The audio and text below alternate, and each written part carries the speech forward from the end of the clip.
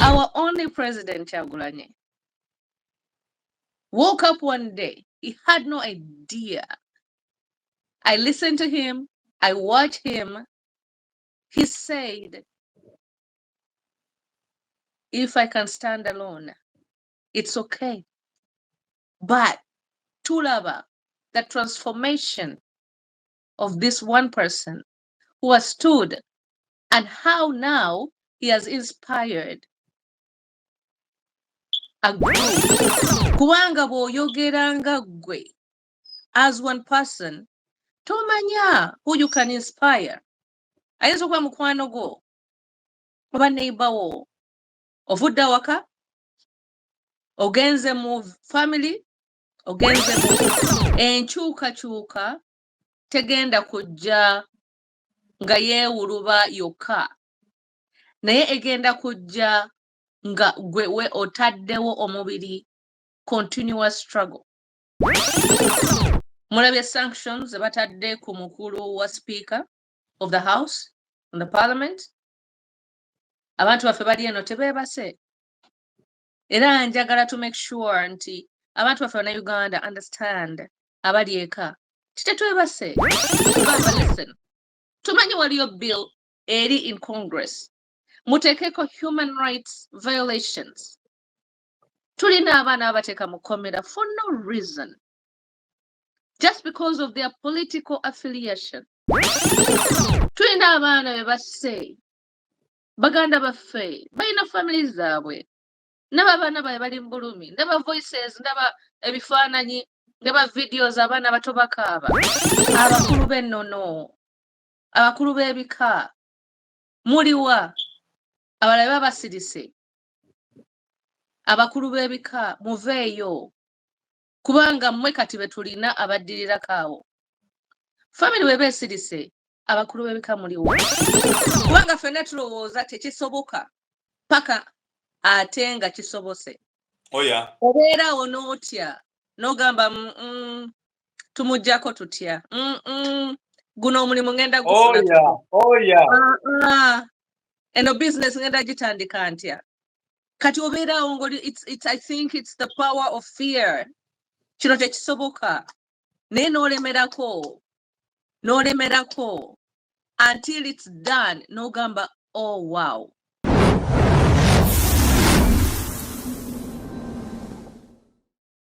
Thank you so much. Webale nnyo Dr. Ahewa. Njagala abantu bonna abatulaba to share and share and share. Kubanga at the end of the day, it's important. Abantu baffe okubeera wano naffe. Nange mbalaba, we have 19 viewers. We have 6 likes. It's not about the likes. It's not about the viewers. Nze mmanyi, that's why I said the power of one. Neobanga tuvudde wano tulina abantu 13 abaliwo right now. That's enough. Kubanga abo 13 bajja genda babuulire 13 abalala. It's like that vital, like literally, ekigambo ekigenda maaso nga kyeyongerayo. So the power of one, why I came up with that title, tulabye in the history, era kyova olaba in the last segment, nayogera in a sense that why don't we learn from history? What is about us human beings? By the way, I'm sorry for interruption. I want Olomchalo Goita Masha. She's based in German. You're gonna have a show with her. She's okay. She's that. When discuss with her, I will send you her number. Mogeremuko Masha. She's awesome. Can't come here. So Masha, thank you very much for joining. That's amazing. Thank you so much, Michelle. I appreciate that. And I'm so honored actually to be that voice, to be the power of one. And for me, it's not about me, but it's about how we can affect change if only I can stand as one. Kwanga tomanya, oyinza okwera mu nnyumba nga mulimu abantu 5. Naye nga buli omu akutunuulira n'agamba naye bino biki by'oliko tebigenda kukola Bivemu, you know, I've actually gone through that. Naye n'olaba bw'olemerako ng'omukulembeze waffe president waffe bw'atugamba bw'olemerako otuuka w'oyagala okutuuka. Okay, so the power of one, for me, the next statement, to affect change. How can we affect change? Abantu abasinga tutya okubeera ffeka. Kubanga you think you need 10 people around you, you need a village around you, you need the entire nation around you. That's not how the world works. That's not how actually things happen. Obera weka n'obeera n'ekirooto. For me, some of the powerful women is Rosa Parks. Eyagamba wano in the United States, temugenda tujoga nti abaddugavu bagenda kutuula at the back of the bus. Abeeru batuule at the front. That's the time when racism was at the height. Ye n'atuula mu maaso n'agakaloba munzite. I look at Nelson Mandela, our father, African father. I call him our African father. He said enough is enough. Kati ffe, the indigenous people of South Africa, mutugane to live as a people and treat us as little kids. Mwe abakulu to take over our property and everything we own. Naga, no, enough is enough. I look at Martin Luther King, who said, I dream of a day where my children, black kids, would hold hands with white kids. Omwana omuddugavu akwate omukono gw'omwana omweru batambule in peace. That's the power. That was his dream. That was his dream. Kati najja mu nsi eno, that dream is true and alive. Now we go back to our country. Sijja kwogera nnyo. The power of one. Our only president, Kyagulanyi, woke up one day. He had no idea. I listened to him. I watched him. He said, if I can stand alone, it's okay. But tulaba, the transformation of this one person who has stood and how now he has inspired a group. Eddoboozi lyoyo kinoomu, single-handed. N'avaayo n'agamba, let's do ABCD. Amaanyi g'omuntu oyo before amaanyi g'abantu. Because amaanyi g'omuntu comes in after olinga aleese ekirowoozo abasigadde ne tulippira. It's gwe musomo ogw'olunaku olwaleero. What does it mean? How can we embrace that? So, Lydia, what does it exactly mean when you talk about the power of one voice? What does it mean? Thank you so much, Doctor. Njagala tukitwale level by level. And some people, abantu abamu, ngenda kumixinga Oluganda n'Oluzungu, if that's okay. Very okay. Because now you said you have like, there are people watching all over the world, and abasinga si Banayuganda, so Oluganda bayinza okuba tebalutegeera. But what I mean by that, the power of one, tugenda kutandika on an individual level, nga gwe omuntu. Individual level, nga gwe omuntu. Then we're going to go in a family level, which is a cluster of your homestead, awaka. Ovudde ku nga gwe, then awaka. Then tuvaawo, tugende to community level, which is our village, which is our community, gye tubeera, you know, ku kyalo.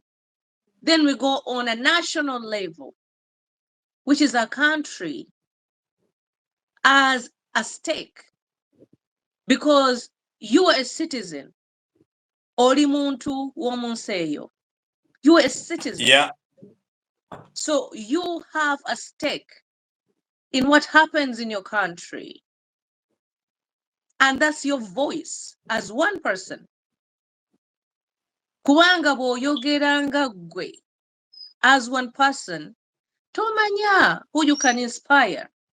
Ayinza okuba mukwano gwo, oba neighbor wo, ovudde awaka, ogenze mu family, ogenze mu village or community, then ogenze mu nsi, then we're going to talk about the world at large, which for us, wano nga twogera, we're going to talk about and tap in how the diaspora, ngaffe abali eno, abatali eka, how can the diaspora also tap into that, the power of one? Era waliwo abantu bangi nnyo here in the diaspora abakoze ebintu eby'amaanyi, abayambye, ababaddewo, be bakubye, be boogeddeko, be bakoze ebikyamu. Tujja byogerako. And back to you, Doctor. All right, thank you very much. On the same particular point, I remember my brother Kabye Boston, and I believe Nendo's over Manobutwa. The thing that you think no laws about in Africa, Yoka, Ogendo Kwesanganga, Vidimo connection from Uganda, then to USA, and you get tapped in your brain, Uganda, please. Are we in the living country or we are living the dead country? But the most important thing is that Uganda.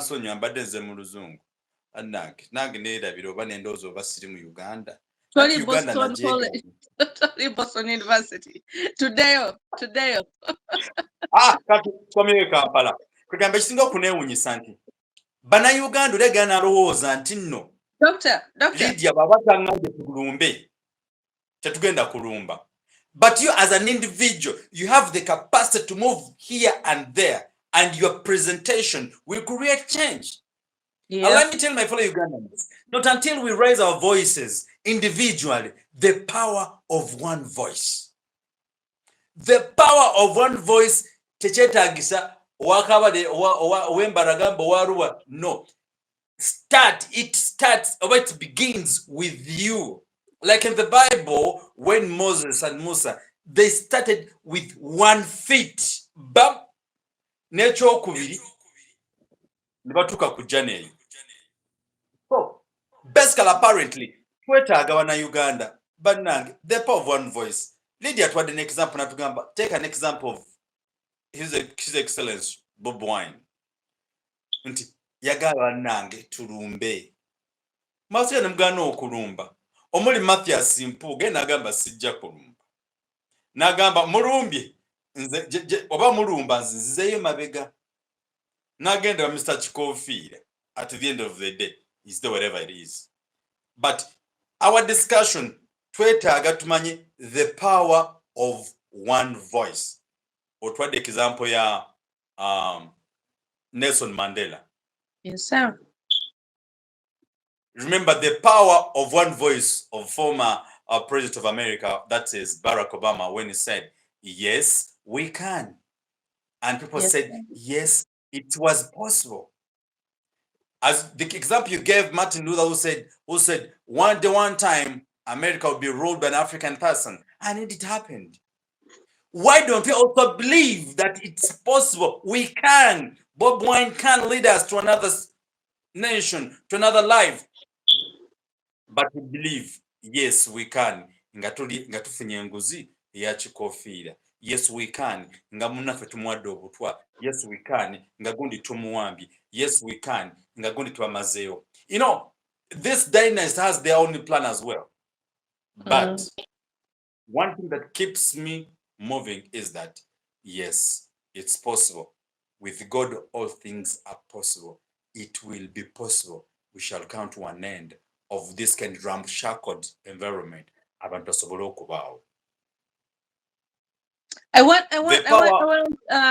to say something about, there's a quote. I call him the father of Africa. That's the late Nelson Mandela. He said, it is impossible until it's done. I even have a t-shirt that has that writing. It is impossible. It is impossible until it's done. Okitegera kye ngamba? Sibitegedde. It is impossible until it's done.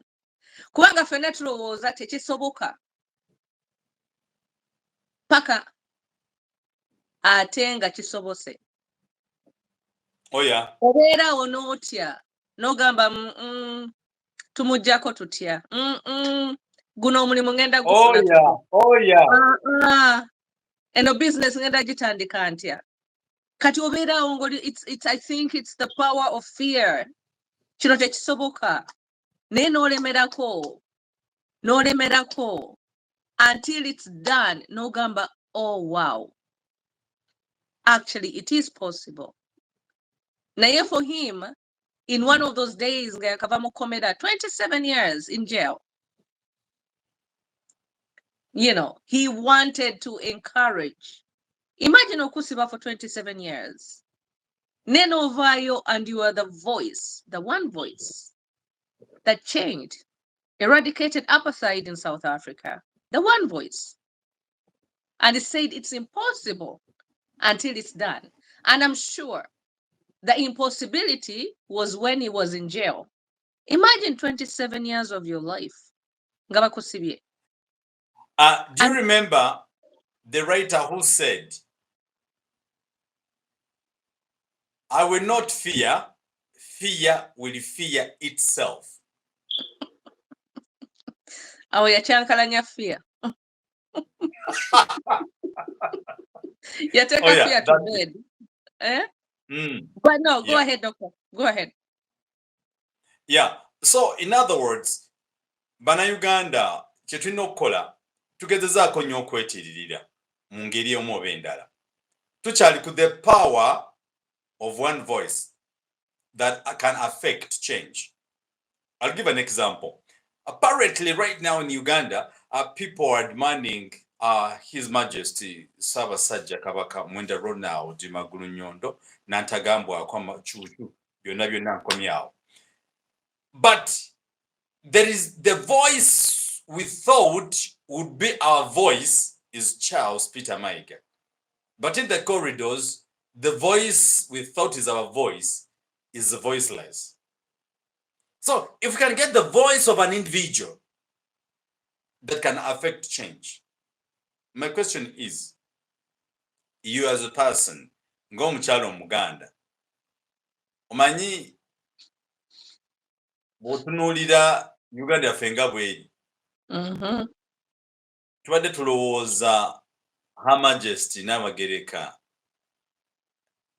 voice yemu bw'eri, singa yima n'atugamba bannange Uganda, let's rise, nange omutanda munoonyeza mbuze, let's join our hands, ajja kulabika, but they're all silent.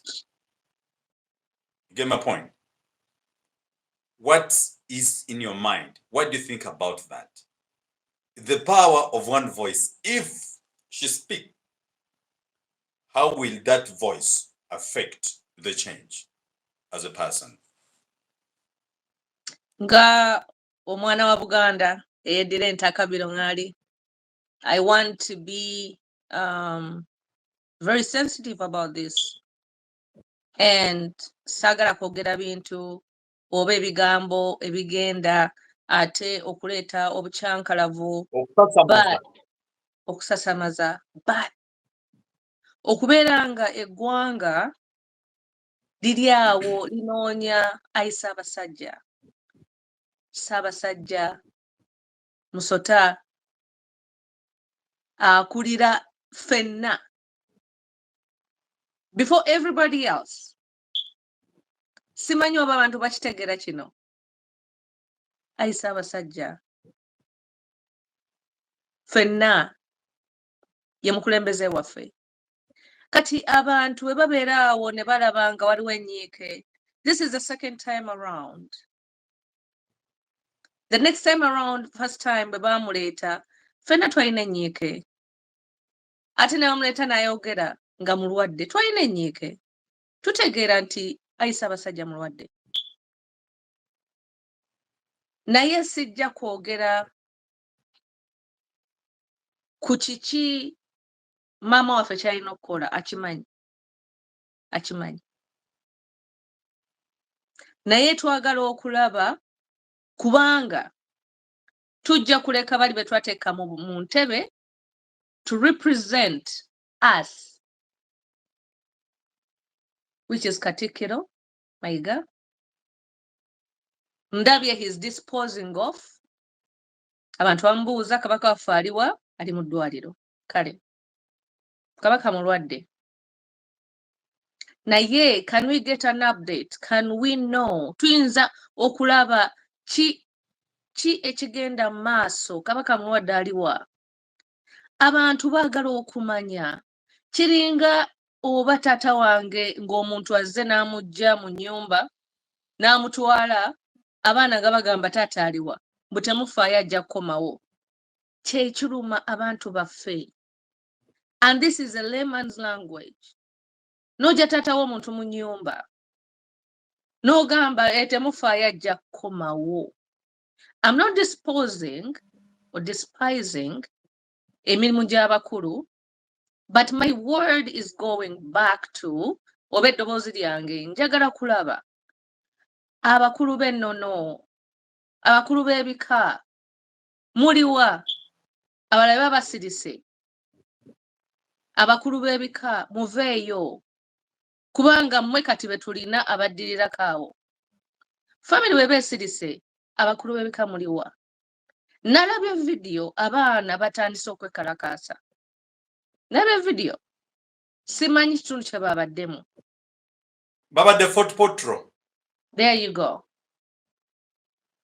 Kati bwolaba community ya Fort Potro evuddeyo enoonya kabaka wa Buganda aliwa. This is the power of one. I'm sure yali omu n'agamba munne n'agamba munne n'agamba munne. It was a cluster. Babadde bangi nnyo nga balaba twagala kabaka waffe. Ate bino ebintu bye biruma abantu. Abantu ne batandika ate okukola ebintu all of a sudden abakulembeze ne batandika okuleeta abasirikale ne bakuba abantu, ne bakuba emiggo, ne bakuba amasasi. I want to give you a quote from Martin Luther King, one of course, nga bwe nkugambye, my inspiration.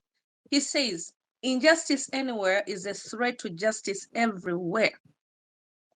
Kati Buganda weba enoonya ekyo kigamba ojja kikyusa boss. Doctor, injustice anywhere is a threat to justice everywhere. The injustice in Buganda Kingdom is a threat to Busoga Kingdom. Kubanga twakafuna bamutaddeko is a threat to the King of Toro, is a threat to all the kings in Uganda. Kati tuba tunoonya musota ayisa abasajja waffe abaddeko magulu nyondo essaawa zino buli omu akaaba n'ente ya Uganda, even us in the diaspora. Nkomyawo sebo. Manye ogenze n'oyogera me as a prince from Bunyoro land. With the same time also asking where is His Majesty of Bunyoro Kingdom, because Empango in the Bunyoro is what we call the coronation of Bunyoro Kingdom that always takes place 11th of June. He last appeared yakomo twakoma okumulaba ng'ennaku z'omwezi sijjukira bulungi, but something like a number of years ago. Bunyoro is bleeding. Buganda now is bleeding. Busoga itself, a lot of catastrophes are there taking place. Owarenzururu, down the road 2 years, he has been in the jail. All regions and its kingdoms are bleeding. The question is, the power of one voice, who should speak and stand for our nation. Because ngago choge no mshalo Muganda nti bikusobeddeko diaspora ebanja nayo Kampala babanja naye ono isebo ye abalaata bubalaasi n'agamba Ssaabasajja Kabaka tamala galabibwa bw'atyo bwe tunaagamba buli muntu amulabe traffic jam y'ennyonyi ejja kukwata mu bbanga ne weewuunya omuntu kiko ekyo naye I predict something very funny. Leave it, like it, hate it. Andrew Cohen, 1950, he was the governor mu Uganda. Bewangusa omutanda, Sir Edward. Abaganda bagenda balinnya ennyonyi banoonya ssente zaava mu one by one gwanga mujje ne beekuŋŋaanya ssente ne batambula ne bagenda e London. Batuuka e London mu bigere. It was their first time to board the plane. Bwe baatuuka ne bagamba owaayi tumulabyeko emitima gy'Abannayuganda ne gikakkana. Apparently ssente ntono nnyo mu bantu abali wano. Babagamba omutanda ali German singa batuuseeyo dde ne bagenda kukubuuza essaawa zino olagawo ogenda kukola ki. What do I mean? On ground, Munayuganda Omuganda singa anaava mu mbeera, let me tell you that wars ezitasirika. Olutalo lwa culture, olutalo lw'eddiini, ezo teziggwa. I'm trying to help the ruling government. Government eri mu kutufuga essaawa zino.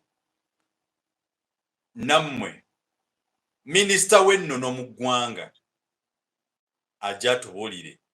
If the public is questioning omutanda liriddawa ne musirika, singa kinoomu the power of one voice anaba n'agamba neewaddeyo ngenda kwetta singa omutanda tetumulaba munaakola mutya. What do I mean? Banayuganda muveeyo, si mu bubi, mubanje omutanda.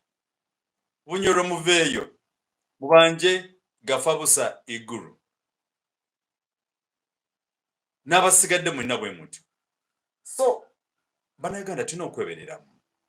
Bannange nno shosi yange ono yanzikiriza njogere nnyo, sitera kwogera nnyo. Yaŋŋambye nange we an interactive show. In other words, temubiyomberamu nti ate host yefugidde omuzindaalo nedda. Twakkiriziganyizza tudibeetinge ku zino ensonga ezigenda mu maaso mu ggwanga. Ko nange ndi muntu zinkwatako. Ate Doctor, I want to make sure nti nalabye video ya abantu baffe ogambe wadde Fort Portal. We want non-violent acts. Yeah. Non-violent. Ekyo njagala okidde mu Luganda okinnyonnyole kubanga bayinza okulowooza tubagamba bagende bayokye ebizimbe. No. Okay. It is in our jurisdiction abantu okugenda e Bulange ne mutuulaawo ne mugamba mujje mutugambe kabaka waffe aliwa ne mutuula butuuzi. Okay. Banayuganda mujja kutusonyiwa nti katono omukyala agenda mu myaka 3 ali mu Amerika, yagenda alina myaka 10 kati Oluganda bwe lumusungu njabbi muddizaamu twakkiriziganyiza temuyomba. Agambye nti nno okutambula kw'abo abantu abo oba abaana abo be mwalabanga babanja baga twagala omutanda. Kwegamba demonstration oba si kwekalakaasa tekwalimu fujjo lyonna, temwalimu mayinja, temwalimu tukole tutya, twalimu kwokya kuki. It was peaceful demonstration. Namu kyagamba namuba muliridda musobola okutambula mpola ne mugamba munnange nga tetwakulaba ku mutanda tetugenda kuva wano, tetuteekamu muliro mu bantu. Naye mu buntu basabye omuntu aganye okulabika kati kabeekuŋŋaanye batambulako omukuomu kw'ebintu bino. Bagamba history sometimes teaches some fools, but fools will never learn from history, trust me. Fools will never learn from the history.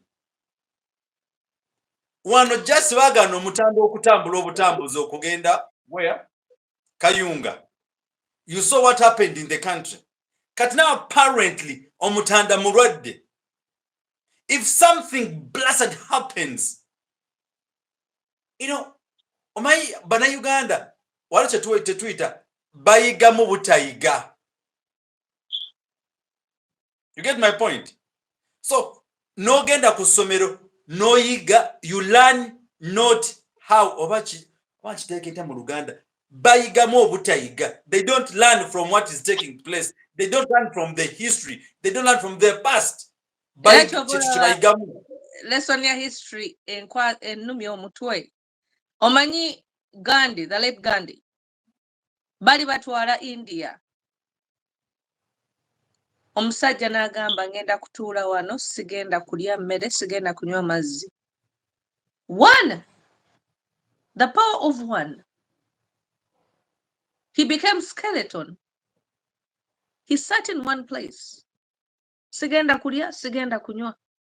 Teyakwata mundu, teyakwata mayinja, he did not burn, teyayokya empira gy'emmotoka, yatuula butuuzi. Naga sigenda kulya. Naye yatuula mu kifo nga buli omu amulaba. Paka tulaba India, we don't know that India is because of this one man. The power of one. Gena maso, doctor. All right. Give an example. Ekyali mu Egypt of recently. Ono omwana ayagamba bannange tusomye tetulaba mirimu lwaki tubonaabona. Neetekako petroli omwana omu bw'ati. Egypt changed. Ekibadde mu South Sudan just engano okwongeza omugaati. Government changed. Tetunagamba government innekyuke bayinza okugamba nti tetukuma bantu muliro. Nekugamba mbadde nsaba like the area Kategaya mukatapo yagamba nti no fools bembyogera mu luzungu tebabitegeera. I'll give an example of recent leader of opposition Joe Lusenyo yagenda mu parliament n'agamba nti new elected ministers ngekigambo nabagamba they are just novice. Parliament yona negamba hey batuvumye novice. What is novice? Ne bayomba parliament number because of one word, novice. In actual sense the word meant nti people they needed to be sensitized on how the parliament operates.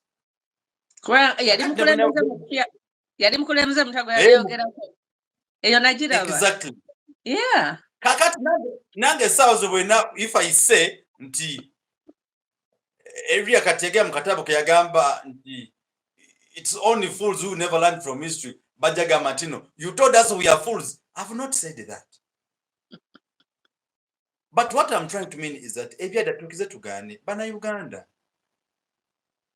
Tetuli mu showbiz. I have a lot of things to do better than this. Yes, sir. Tulina kugamba bintu bingi, but we spare some time because feddoboozi ly'abantu abamu. Yes, sir. Tutali to the power of one voice. Naye gwe bw'onoosirika Katonda ajja kukubuuza. But the one time I was telling my friends in lectures, nembagamba nti you will never realize the important. Musonyiwe, I'm just mba olugero olwo. It is in my book that I wrote. Nabagamba bwenti. You will never realize the importance of your battle not until they are injured. Olina agamba ulira awemula. No. Let me tell you. The day oliko onobako ne bilioni ya sente. Olina kugamba oli aze kuzibba. Nagamba zitulire. You say my bums are paining. When the bums are injured, you will sleep using your stomach. You know bums you can even otwane kuchiti ne kujinja. You get my point? But the moment your bums are injured, it's the day will say, my bums are very important than the other part of my body. Yes, sir. What do I mean? You will never realize the importance of your voice, not until something that has happened. No gamba,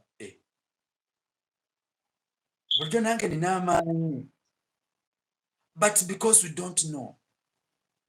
People are blessed in different versions. Mm.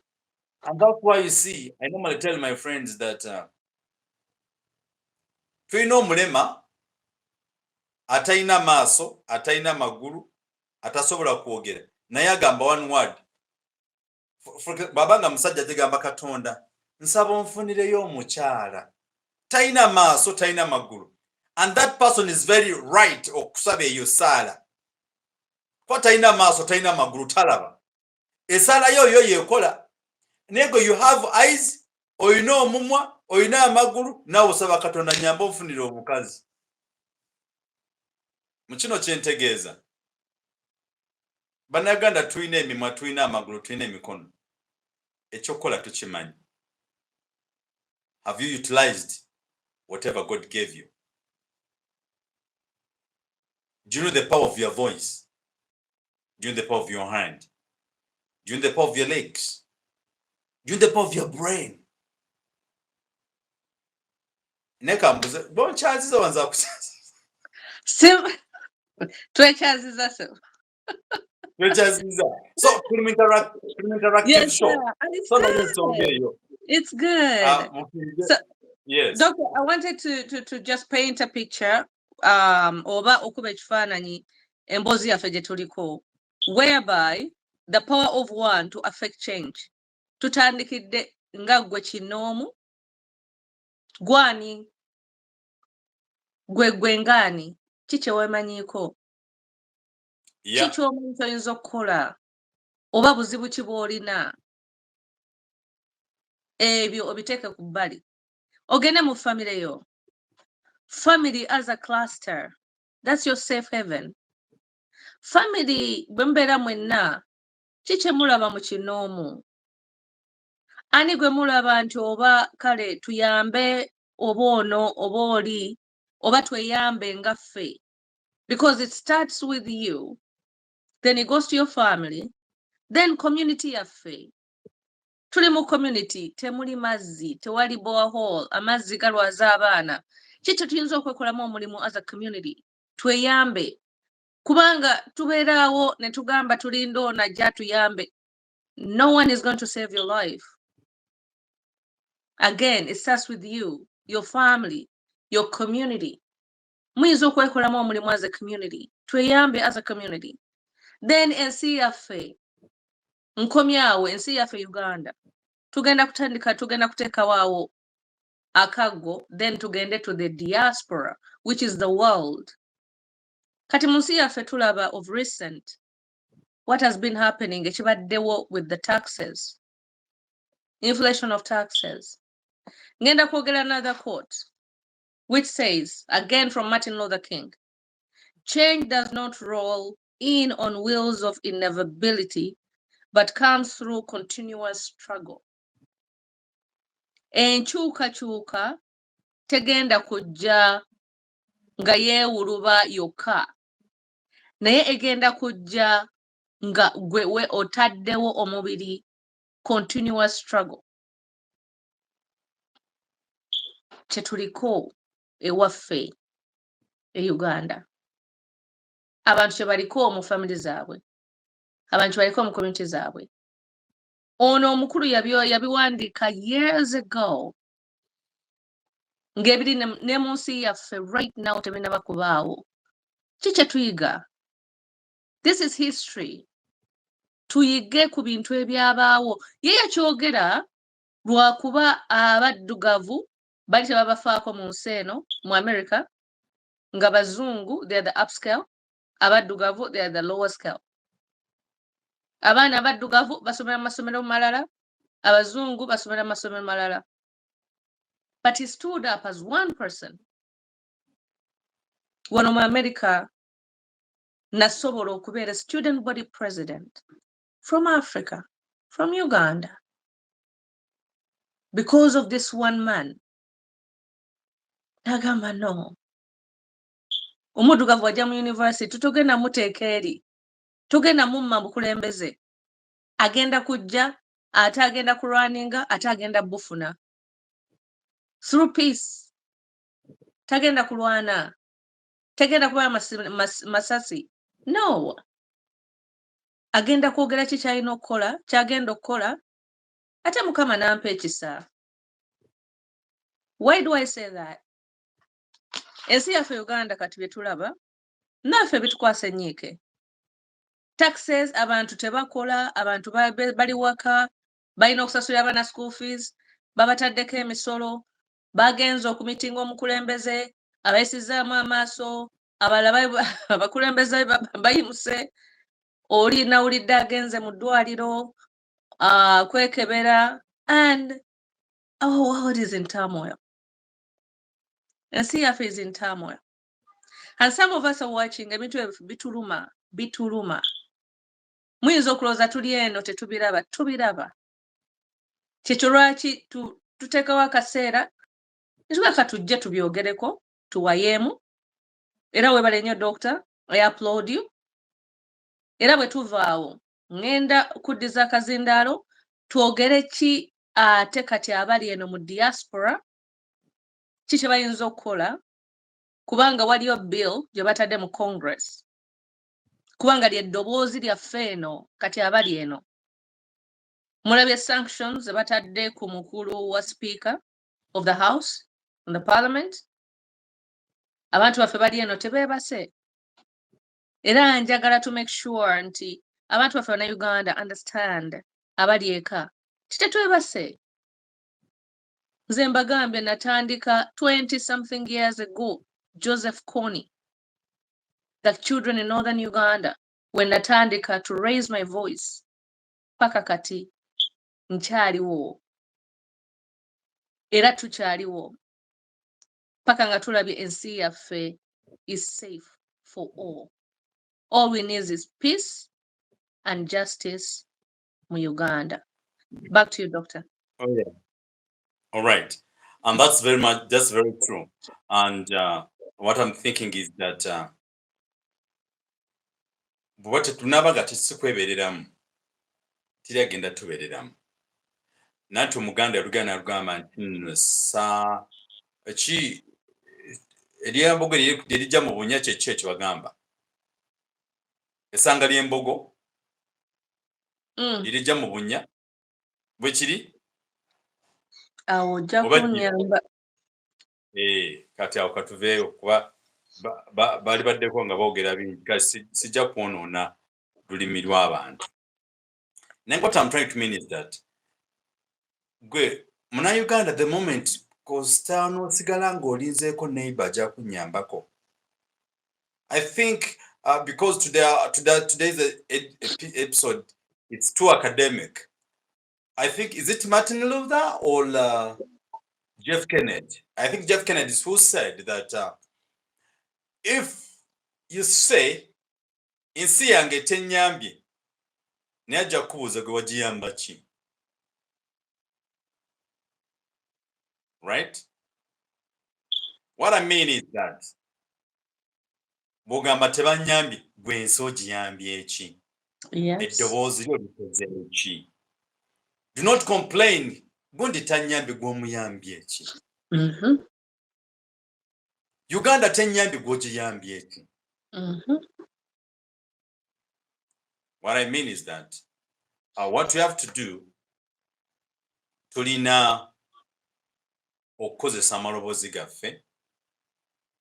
Ab'omu diaspora, what you can do in most cases, your airtime.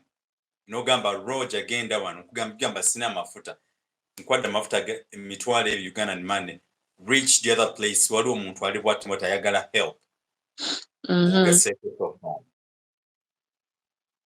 Ojja gamba gundi bamukoze bwe please anoonya justice n'oteekako ettoffaali, and that's the most important thing. What I mean is that apparently twakakiraba olunaku olwaleero nti mukulu Tibuhaburwa yagamba tetukkirizibwa kumuyita Museveni kankateekeko Ssebo Museveni nze nkitegedde olunaku olwa yesterday bwe yagambye nti Anita Amongi bamunoonyerezeeko. Nene neebuuza all along abadde talaba kibigenda mu nsi. The question is, in a simple analysis, singa Museveni, kozi takiza kumita Museveni, sebo Mr. Museveni, singa, I'm using this in a proverb, singa wali, nchogera bwogezi, don't misquote me nchidda mutadde ku disclaimer, temu misquotinga. Singa Museveni abadde akozesa Anita Amongi as a girlfriend, yono omusajja to the end of the day, say Lydia, come home, enjoy affairs, you eat, you drink. I'll go, please see you maybe on Sunday next week. My assumption is Museveni a user? Akozesa bukozesi bantu. Tabagadde nga kikyakola oba bebeekozesa ebyabo. Si kumukuba si kumuvuma, ne kati nange neebuuza nti we tutuuse Anita Amongi babadde bamukozesa. But you can't tell me all those resources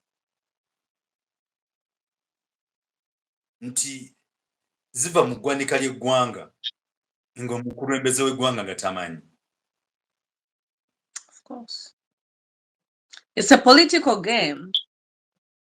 We all need to know that.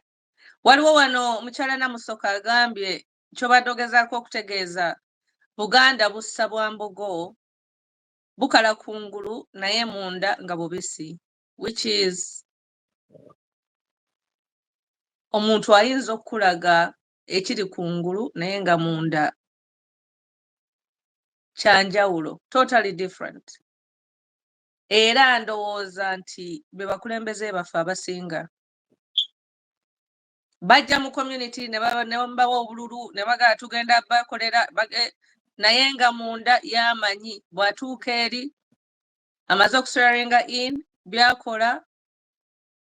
Omulala agambe free our political prisoners. Yes, ogwo omulama tukyaguliko. Bring back our people. Yes. Era kyova olaba, I salute with all the honors to our president, the one and only Kyagulanyi, President Kyagulanyi, the president of the people. Njogera with all pride in me.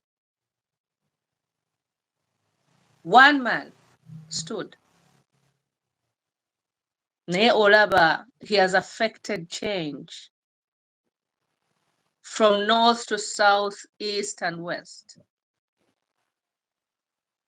And also on the Western world, in the diaspora. Tumulaba bade Oscars. No Ugandan has been at the Oscars at that level. Yabade Geneva, ali UK. The show gye yakola mu UK. Teri Munayuganda yali agikoze. 4,000 people.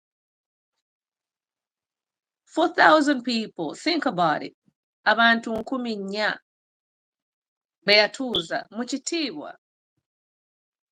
Kubanga takkirizibwa kuyimba mu nsi ye gye yazaalibwamu.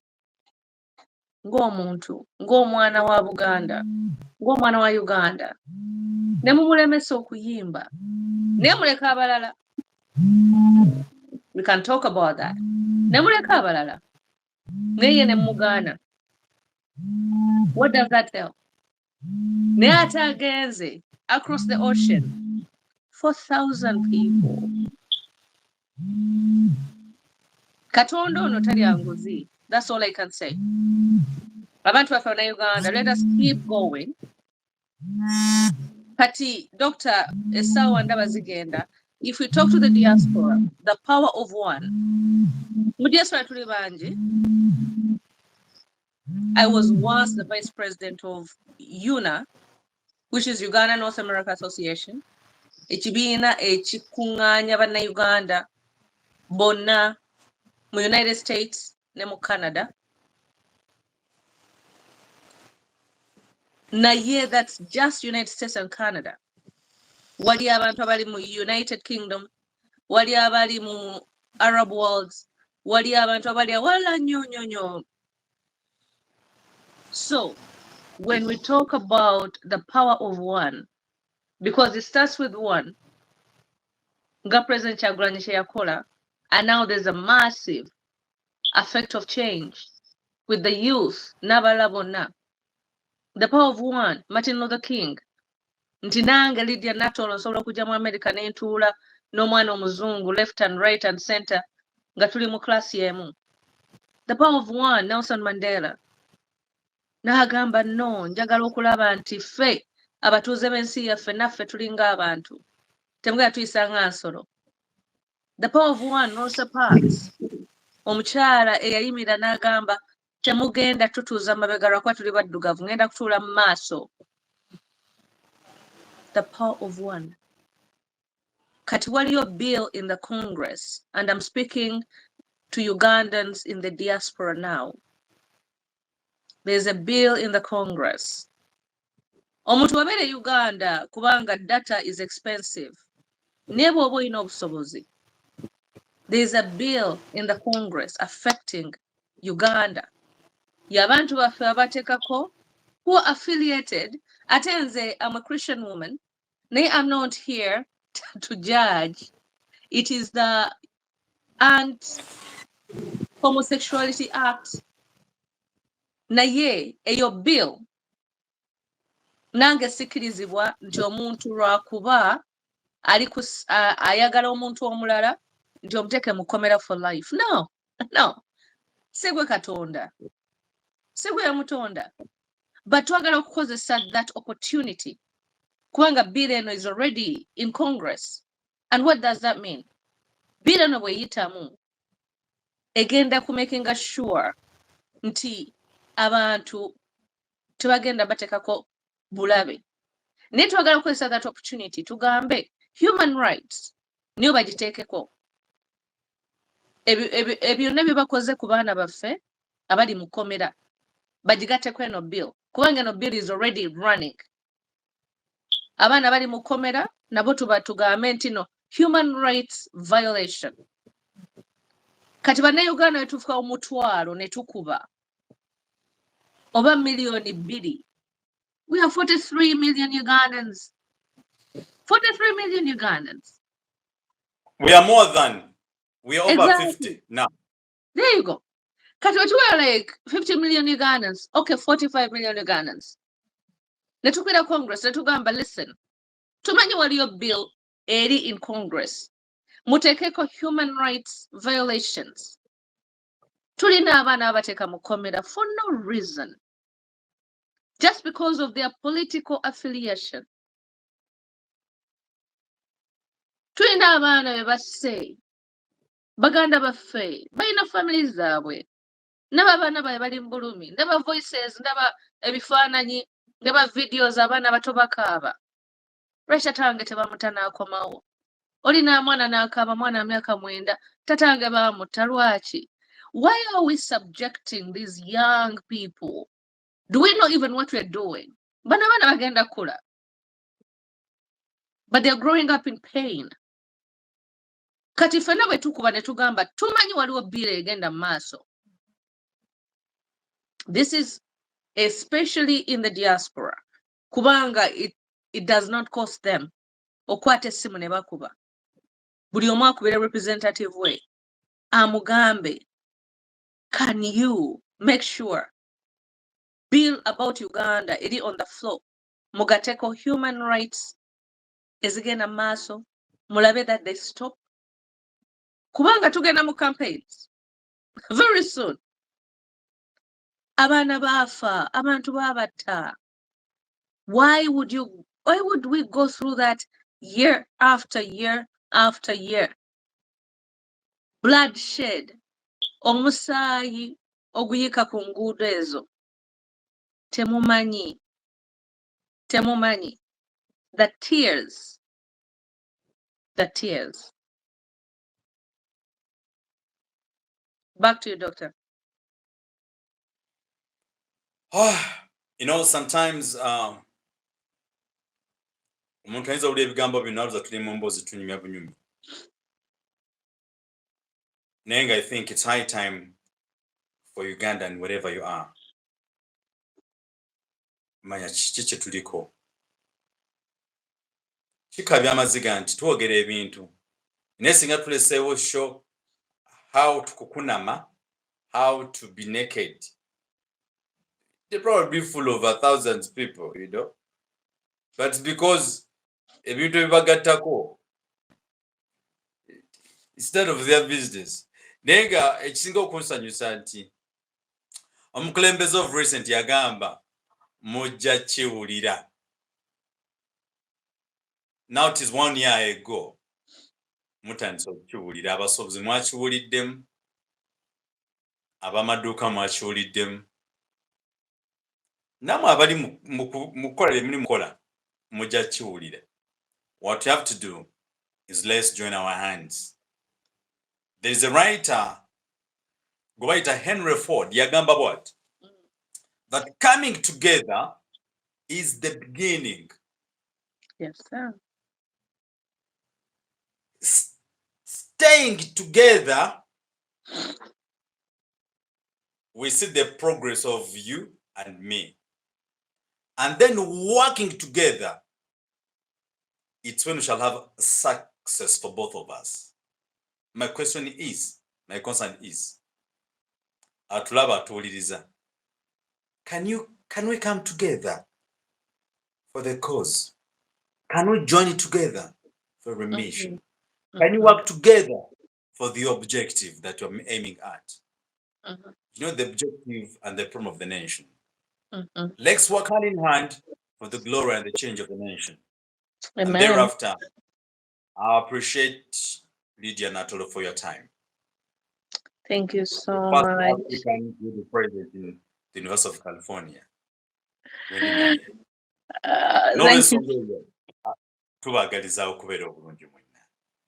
Our next episode will be next week.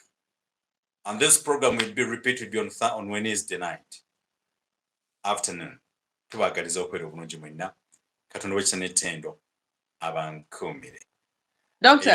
before you close out, I want to appreciate all the mothers. Wano, it's Mother's Day tomorrow. And that's why I wear this crown in my neck. This is an African attire. Jenagula, nachigula wo Uganda wenaja okuchala. So happy Mother's Day to all the mothers here. Ba mama bafe era mvakogera ne mama nga sinaba kujja wano. Mama ali awo ekyaddondo. Nansabira nagamba program ebere nnungi. So I wish all the mothers besides my mother, Mukama ayongere okubawa obulamu. Naye doctor nga tunabagenda last time twakuba kayimba ka omukulu King Saha. By the way, I don't know the kind of spirit and power Katonda jatadde ku King Saha.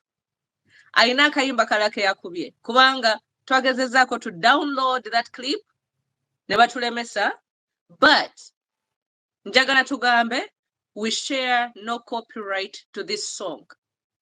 Okuba oluyimba olulala kimala abakitegedde Mukama abankumire mwenna mbaagala nnyo. I remain Lydia Natoolo.